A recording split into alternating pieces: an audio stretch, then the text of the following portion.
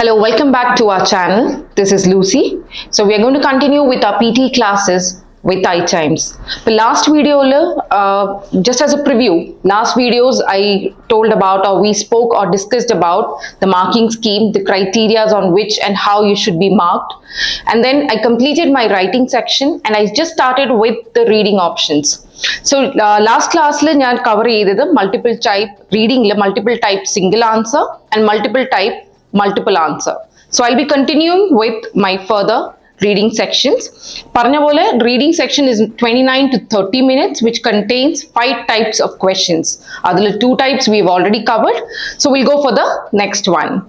So I'll be doing your doing now reorder paragraph. So just as usual, we'll go for the sites first.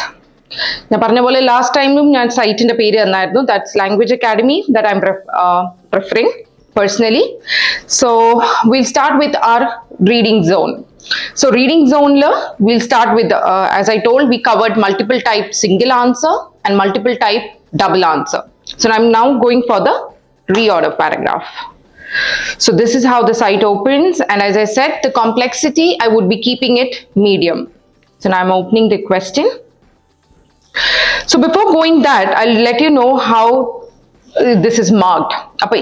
Question these on the right side you'll have the target and on the left side is the source. You'll have to drag and keep your paragraphs into the target. All the sentences that you see in the source section are all jumbled up. So in the marking scheme it's number of paragraph minus 1 is your question mark. Like for example, idile 1, 2, 3, 4 paragraphs aanu thanirikkunathu. So this question would be 4 minus 1, 3 marks in the question. And approximately you should be spending not or nothing more than a minute or so. So now remember all these sentences in the source section are telling you one story. All are connected, but they are arranged in a jumbled order. But click drag target source idendadana. So to begin with, we'll have to read and I'll show you how it is done. Okay. We'll have to drag like this and then we'll go for this one. And then we'll have to read because everything is connected. So make sure that they're all telling you or they are in the continuity. And then I think this fits in. And here you go for the last. So in the mark, the correct pair has to come together to get 1 mark. If this is the correct position, this correct, these two got jumbled up, you wouldn't be scoring anything. This has to come with this to get you 1 mark and this with this. But since we have done this, now let me go and submit. So now you'll have the marking scheme score. So that's how your result is. So 3 on 3. As I said, 4 paragraphs, 4 minus 1, 3 mark in the question. And ellam pair correct you get the full marks. And whenever you go wrong, there's always an explanation given where you can always know why or when and how you went wrong. So this is how a reorder paragraph works. So now we'll go for the next material that we're going to practice in the reading zone. That would be reading fill in the blanks. Again, I'll have to open the question. So here, this whole paragraph, you'll have certain, as you can see, there are a lot of blanks in between and the options are already disclosed here. All you have to do is just click on the right option, go and fill in there. Every blank carries 1 mark. There's no negative marking. So please, all I would suggest is please make sure you go and attempt everything that does not have any negative marking. So this is the first question that I'm going to do. So as I told before, if there's no negative marking, so please make sure you go and attempt every question. But these blanks are all interconnected. Each blank would be carrying 1 mark. And if you go wrong, there is no negative marking. You can just attempt, because there's no harm in attempting since there's no negative marking. So if the options tannittunde, each blank are interconnected. They're telling, one question is telling you one complete story. So make sure you interconnect the blanks and go ahead. So let me do one question for you and I'll show you how it works. And this one on the right side, you can see the time that is being sent, you spend on, attempting one question.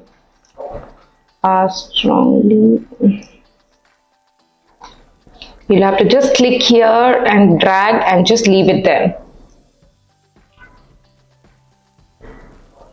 Can be, see, whichever you think suits. You should click on the option, drag it and leave it on the blank. And when you're confident enough that you're done it, please go and submit. And this is how the correct answers are formed, and you can go down and see your marks. That's a complete 3 on 3. So how do you go about this question is that, 70% of the blanks in the fill in the blanks, you should be working on your collocations. That is a combination or set of words that usually go together. That you have 7 different types of combinations, like a noun with an adjective, adverb with a verb. So you should be familiarized with the certain forms of commonly used collocations. And then 20% of the this grammar is not based on your grammar part, and then last 10% would be based on your vocabulary, just to make sure that sentence does make sense. So this is how the fill in the blanks is completed. And then now we'll go for the last part of the fill in the reading section, that is fill in the blanks reading and writing section. This is also similar to as what we did before, but it's just one difference that you have a drop down options. Trust me, all the 4 options go completely or suit completely. You just have to click the most appropriate one that you think would fill in or complete that paragraph without changing the meaning of the other blank that is succeeding it. So you always remember that the preceding words and the succeeding lines are all interconnected. So if I click on something or an option given before, it should not change the meaning or the story of the other that is coming behind it. So we'll do the next one. Central row of and if you're not sure, as I said, just go click ahead, because there's no harm in trying.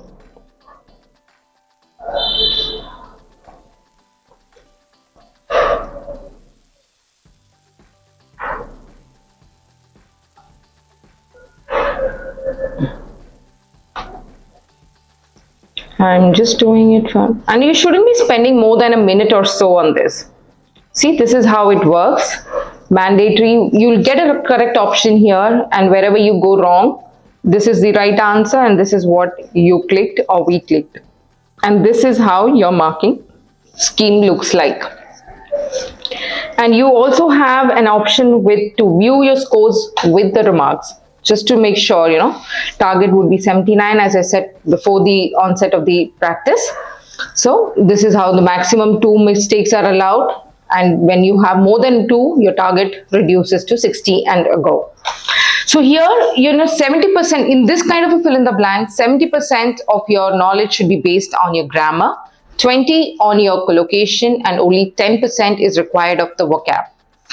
So this is how the reading section is completed. You have 5 different type of questions. Fill in the blanks with single answer, fill in the blanks with multiple option, reorder paragraph, multiple choice single answer, and multiple choice multiple answer. All together the reading you would be given only 29 to 30 minutes.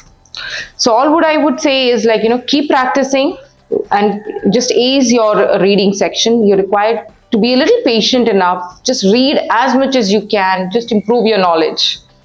So till we meet next, I'll be continuing with my listening section in my next module. Till then, take care. Bye.